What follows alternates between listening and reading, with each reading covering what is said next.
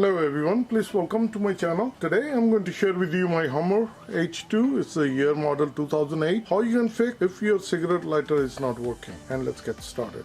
It's very easy to fix it. It could be a loose wire or blown fuse. I open the panel, and this panel you need to pry it out. Once we open the panel, so this is the wire, and it could be loose. If it came out, then it's an easy fix. Or you can look it under the fuse panel. The fuse is blown. And in case if you want to change this one to take out lighter assembly, it's very easy. That it moves freely, and if you pull it, then it will break at the top.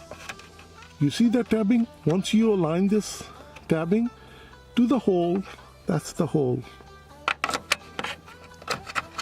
And that's it. And once it's pushed back, you turn it around. Secures the lighter assembly. Once the wiring, you push it, this is the tab. That goes inside the hole and it locks in. That's it. So that's how it's easy to fix your cigarette lighter if it's not working. I hope this tip helped you out. If you like it, please like, share and subscribe my channel. Thank you and have a good day. Bye.